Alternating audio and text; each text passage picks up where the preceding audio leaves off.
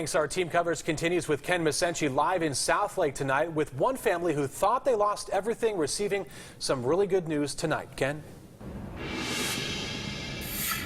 I met Teresa and Nathan McGee at Kernville Elementary on Friday, the evacuation center that was at Kernville Elementary. And they said because of the news of the destruction of Southlake, they assumed their home was destroyed in the fire. I ran into them today by coincidence. They said their home was still standing, and they called it a miracle.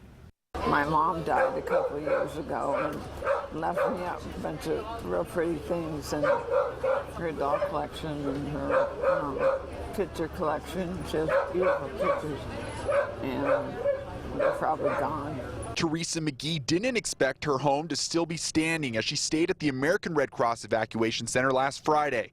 But Teresa and her husband Nathan were shocked Monday afternoon. I saw you guys Friday. I mean, you guys were one of the first people I talked to. Yeah. And the one thing you said was not knowing is worse than knowing. That's right. True. But now you've driven down the street 4 days later. Yeah. Just to see it standing. I mean, what went through your mind? Oh my God, we got so lucky. It's like a miracle. It's like a miracle. An antique doll collection is pristine. A family picture collection intact. Nearly 100-year-old quilts still bound together. Their home essentially untouched. Everywhere else around it decimated. I just asked my husband how God picks and chooses who stays and who goes. But I don't think God picks and chooses. I think it's just, you know, things happen. Yeah. It's a disaster here. Fire reached their fence and burned half of some of their trees. The fence was all the way across there. And it burned down. And that propane tank didn't go. Can you believe that? They say seeing is believing, but for the McGees, it's still unbelievable.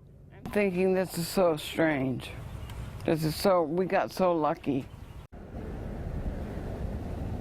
And to paint a picture of what it looks like in Southlake, everywhere around the McGee's home was touched by the fire. And their home is about in the middle of the street. Everything to the right of their home was not touched by the fire. Everything to the left has been turned into rubble.